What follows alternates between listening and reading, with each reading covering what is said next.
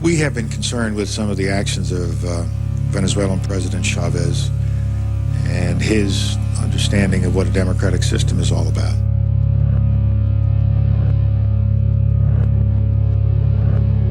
This is a dangerous enemy to our south, controlling a huge pool of oil that can hurt us very bad. We have the ability to take him out, and I think the time has come that we exercise that ability to get rid of one, strong-armed dictator.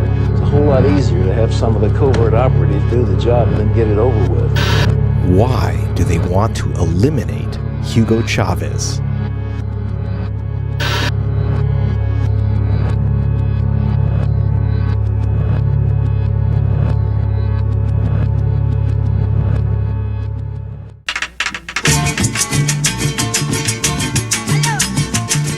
We're flying in over the foothills of the Andes into Venezuela to find out why. You know you're approaching Caracas when trees give way to the jumbled slums they call the ranchos. Here houses of the city's poor are stacked on top of each other, encircling the luxury high-rises of Venezuela's elite. In 2002, here in the capital, rich and poor met on not too friendly terms. At its simplest, the rich were trying to depose President Chavez, the poor were defending him. They traded bullets in the street, police and National Guard joining in on opposite sides. Some generals sent in armored cars and announced the president had resigned at gunpoint.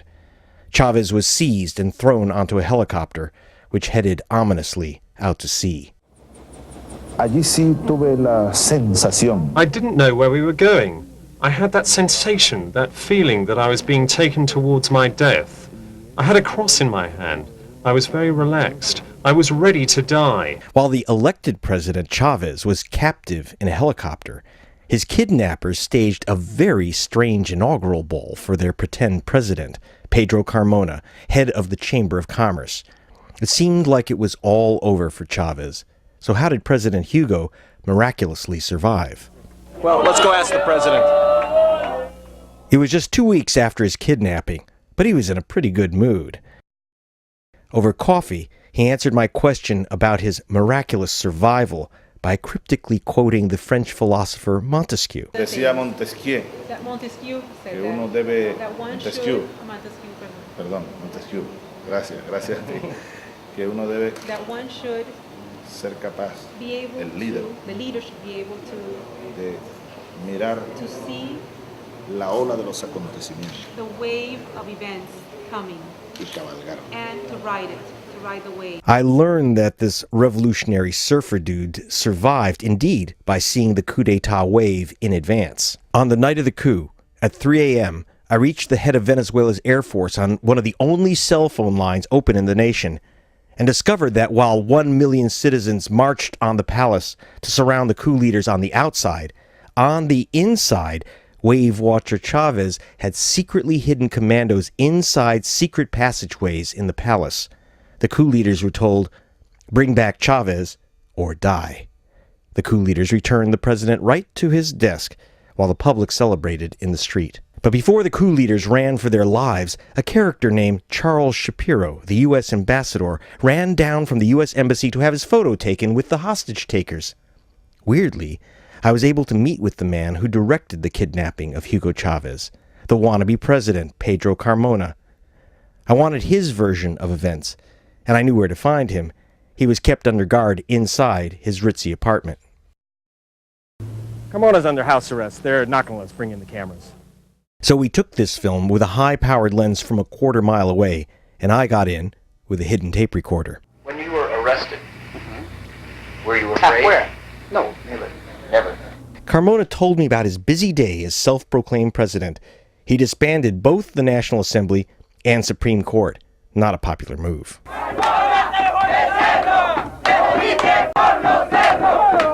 Carmona berserker. Bandit, they chant.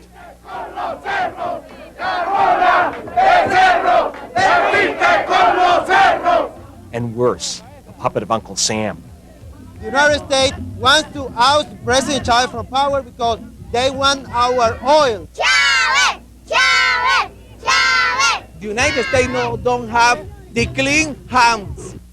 Chavistas say the evidence points straight to the U.S. Embassy. Why were American military officers at the base where Chavez was held, and why did Ambassador Shapiro rush down the hill to meet with the coup leaders? When I asked Carmona about the meeting, he was a little coy. Ambassador Shapiro. Yes. What did he tell you? Well, he was just collecting information. Just collecting information? President Chavez has a very different view of Uncle Sam's role in the coup d'etat. Yo tengo, por ejemplo, pruebas y las tengo por escrito. I have, for example, proof, the written proof. I have the time of the entries and exits of the 2 military officers from the United States into the headquarters of the coup plotters. Tengo sus nombres. I have their names, who they met with, what they said, proof on video and on still photographs. Chavez, I learned, was warned by the U.S. State Department not to blame the coup on George Bush, but he came close. Y en verdad tengo en mis manos I have in my hands a radar image of a military vessel that came into Venezuela water on the 13th of April. I have radar images of a helicopter that takes off from that ship and flies over Venezuela, and of other planes that violated Venezuela airspace. Por eso el pueblo nunca lo creyó. Ahora a trabajar todo el mundo. Chavez supporters are convinced that the Bush administration is out to overthrow their man, and here, at a May Day rally, they've taken to the streets 1 million strong to defend him and denounce George Bush. Is Chavez just imagining that Bush was behind the coup? If the Chavistas' reaction to George Bush's involvement in their politics seems a bit paranoid, they actually have much to fear, according to these documents obtained by a U.S. investigator. And still appear on the front. Eva Gollinger uncovered the evidence that showed that the CIA knew about the 2002 coup in advance. We know 5 days before, the CIA had all the plans, so they were highly elaborated. They knew who was planning the coup. They knew how it was going to happen. They also financed the opposition. They tried to overthrow the government. They backed and financed the coup against President Chavez in April 2002. Yeah, how do you know that? They gave them, because I've been obtaining documents from the U.S. government using the Freedom of Information Act. I've got hard evidence of it. After publishing her State Department documents, she found herself on a list used by right-wing hitmen, and now she lives in hiding. They had put up an article about my new radio program that I have here on a radio station, and people went on there and said basically, you know, we're making all kinds of threats, and someone said, you should be gassed like the Jews were. She complained to the federal prosecutor investigating the coup and the death threats. During the investigation, he was assassinated. So why would the USA entangle itself in a half-baked Latin American coup? We took off from Caracas to find the answer. You want to know what this is all about? Take a look down there. Oil. And lots of it. You can fill your car for 8 cents a gallon. This country is one big oil well, once the #1 exporter of oil to the USA, bigger than Saudi Arabia until 1998, when Hugo Chavez won the election. He took the U.S. by surprise when he restored the power of OPEC by slashing Venezuela's oil production. Chavez also doubled the royalties charged on some oil companies. That cheered the poor in the ranchos, but won Chavez the wrath of his own oil workers and the American petroleum industry. Exxon Oil fled the country. The new muscular OPEC was run by Chavez's ally, Ali Rodriguez, once a leftist guerrilla who fought in the Venezuelan mountains. In Caracas, Rodriguez, now foreign minister, explained the mystery of how Chavez knew the coup d'etat wave was about to hit him. It begins with the little understood dependence of the U.S. on Venezuela's vast oil reserves. Of course, the dependence of the United States on oil is increasing progressively. And Venezuela is one of the most important suppliers of the United States. It appears the coup plotters were forced to act before they were ready by their U.S. handlers panicked over the possibility of an oil embargo. The timetable is telling. March 2002, Israel enters Palestinian territory, prompting talk of a new oil boycott by Arab nations against America. Monday, April 8th, Saddam Hussein of Iraq announces an end to oil exports. On Tuesday, Iran and Libya threaten to join. If the boycott went ahead, America would be utterly dependent on Venezuelan oil. Could America allow Chavez to remain in power, in control of America's oil lifeline, Ali Rodriguez at OPEC headquarters in Vienna had advance notice of the oil producers' moves. Our BBC team learned that Rodriguez called Chavez with a warning that a coup was imminent. Did the president understand your warning? Yes, of course, but the problem with this kind of activities is that they are very secret, and only a little group of people knows the plans. Chavez confirmed the warning, so when the coup rushed ahead, Chavez was prepared. Yes, it was a call of alert to decrease those possible risks. That call helped me. Chavez instructed his oil minister to issue a statement saying that Venezuela would not join an embargo, but it was too late.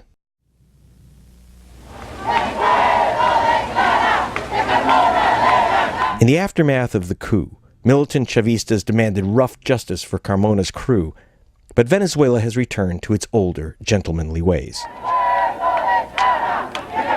The National Assembly is investigating the coup. It's quite blatant here, considering that just days ago these guys were pointing guns at each other. Inside, Carmona, coup leader, had been summoned from house arrest by the National Assembly.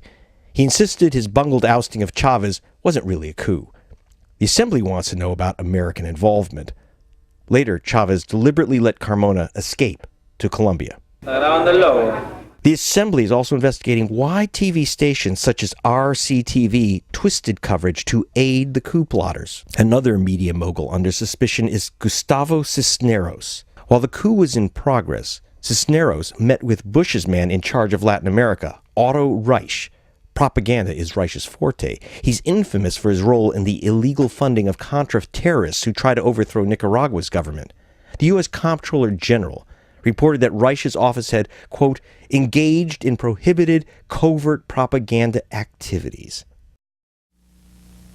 Chavez is a killer! Chavez is a killer! Let's go! Chavez! The coup may have failed, but the opposition hasn't given up. In Venezuela, even the bankers take to the streets. There's whispers of another coup.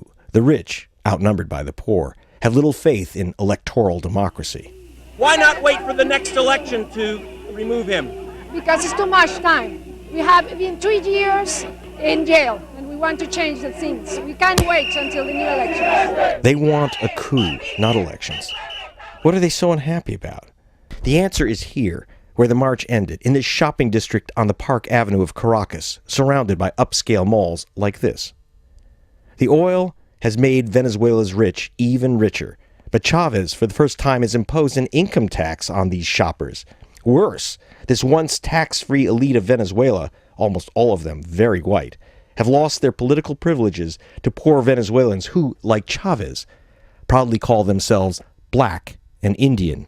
Because the dark and poor so outnumber the pale-skinned shoppers, anti-Chavez candidates have a very lonely road to drive. Julio Borges was the leading candidate for the presidency against Chavez. In 2006, we rode along in his air-conditioned SUV while he pitched his complaints about Chavez to the gentle sounds of Haydn. We ended up in this rural village, hours from the high-rises of Caracas, where Borges expected to greet a rally of his supporters. He found one who invited us into her home for arepas.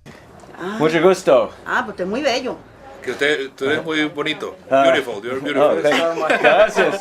Gracias. That's the limit of my Spanish. As far as she's concerned, Chavez has the people fooled. We don't want dictators, she says. They hand out food baskets, but it's a trick.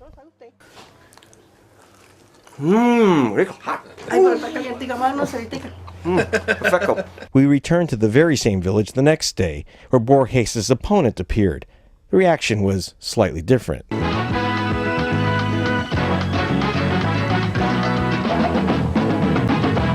Buenos días a toda Venezuela. This is the variety show host, revolutionary, and president of Venezuela, the inimitable Hugo Chavez, presenting his live 6-hour-long weekly television spectacular. Every Sunday, he flies his desk to a new location to perform for his thousands of screaming fans and voters.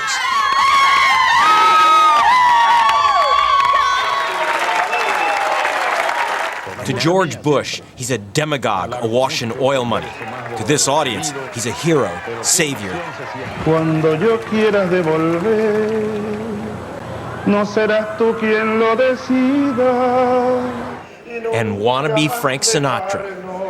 Welcome to the latest edition of South American Idol. Why are these people treating Chavez like Elvis gone Latin? It's not just the oil money from American drivers, it's how Chavez has spent these oil riches. Let's go see what the money from the gringos in their SUVs bought. In barrios like this, there's a happy bounce. Chavez has finally tackled the health and education problems suffered by Venezuela's poor. He's imported 15,000 Cuban doctors and teachers, too. Before Chavez spread the oil wealth, 55% of the population lived in poverty. Now poverty is down by a third, and 1.5 million people have been taught to read. In this building, we found a new Cuban clinic, and I ran into a resident who had picked up English while working in Trinidad. We are the only country on this planet that has so much, or have so many changes in the social aspect. Medical attention, free. We can never get free operations, x-rays, medicines, or education also. People who never knew how to read and write, now know how to sign their own papers and everything. This is Arturo Quiron. He invited me upstairs for a cold one. Chavez, he says, has changed the way the oil money is handled. 10, 15 years ago, Carlos Perez, there was a lot of oil money here in Venezuela. The oil boom, we call it. Okay, here in Venezuela, there was a lot of money entering the country, but we didn't see it. When our BBC team was here in 2002, people weren't so happy. A coup and a strike by oil company managers left the economy in ruins, and Chavez's long-term survival in doubt. But then, a cowboy rode out of the north and saved Hugo Chavez.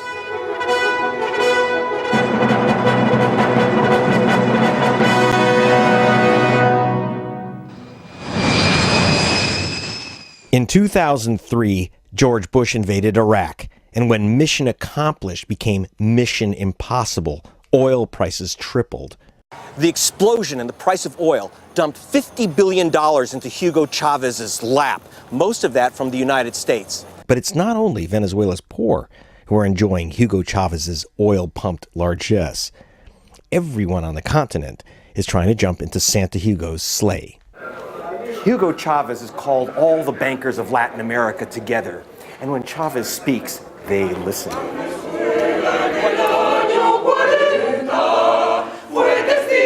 The financiers were treated to a history of Venezuela's central bank in song, and the continent's central bankers were happy to hum along. Chavez has handed out billions to their treasuries. He's spending way more than George Bush in Latin America.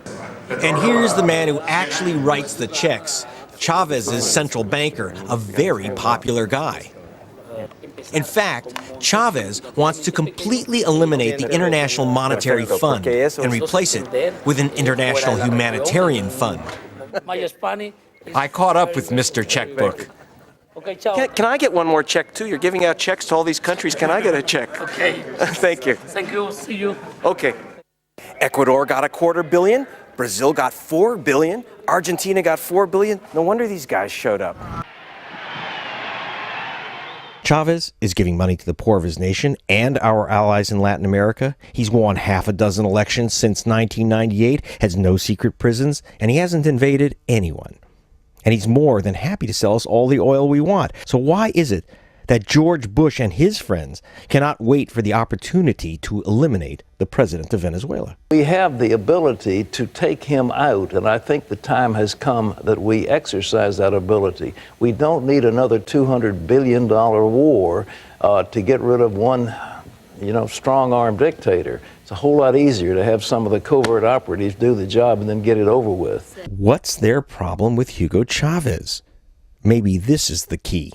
According to an internal study we got our hands on from inside the U.S. Department of Energy, the next oil kingdoms, if the price of oil stays high, will be Canada, and Venezuela.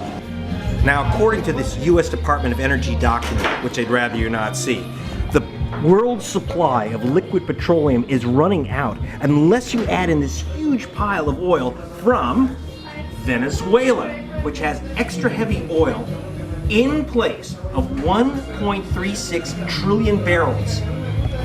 Now that's 5 times as much as the entire reserve in Saudi Arabia. The thing is, Venezuela's oil is really expensive to pull up. The price of oil has to stay at $50 a barrel or higher for 3 decades for anyone to invest to pull up this extra heavy oil. Think that can't happen? 10 years ago, the price of oil was only $10 a barrel. Now, if the price of oil stays above $50 a barrel, then Hugo Chavez and Venezuela, not Saudi Arabia, control OPEC and the world's supply of oil. I showed Chavez the Department of Energy's surprising internal analysis of Venezuela's true oil riches. He wasn't surprised. Tú sabes que Venezuela tiene la reserva de petróleo más grande del mundo. Venezuela has the largest oil reserves in the world. In the future, Venezuela won't have any more oil, it is true. But that's in the 22nd century. Venezuela has oil for 200 years. Then Chavez made an extraordinary offer through our BBC broadcast. He would give the world unlimited oil at just $50 a barrel, 1/3 off the price set by OPEC. Solo buscar un equilibrio. We're trying to find an equilibrium. The price of oil could remain at the low level of $50. That's a fair price. It's not a high price. Y ese es un precio, yo creo que justo, ¿sabe? No es un precio alto. Had Hugo Chavez gone completely loco, giving away billions of dollars of his nation's resources? Atención presente. Not at all. By giving up a short-term windfall in return for a long-term minimum price, Chavez would become the Abdullah of the Americas, king of the world's oil. This is what the world's currently declared oil reserves look like, with most of the oil in the Middle East, especially Saudi Arabia. But at $50 a barrel, it becomes economic to exploit the world's vast undeclared reserves of heavy tar oil, and the picture changes radically. So the question is, why didn't George Bush, after watching our broadcast, rush right down to Venezuela, kiss Hugo Chavez on both cheeks, and accept his generous offer of oil at only $50 a barrel? I think the answer could be right here. The reserves of the 5 largest oil majors have grown by $2.36 trillion since George Bush took office. Oil company profits have risen by 353%. Oil companies don't make their profits from stability, but from instability, shocks, mayhem, war, threats of war, coups d'etats, threats of coup d'etat, threats of assassination, and assassinations are very profitable indeed. Is Hugo Chavez worried? El acero de las espadas. Chavez showed me the sword of Simón Bolívar, the man who liberated South America from Spanish imperialism. Se va a convertir en polvo cósmico. Es muy grande esta espada para Bush. This sword is too big to be used against President Bush. The President of the United States may dismiss him as a demagogue and show-off, but for Bush, the show may be over once Chavez is crowned king of oil. Gracias, hermano. Muchas gracias. Thank you very much. Good luck.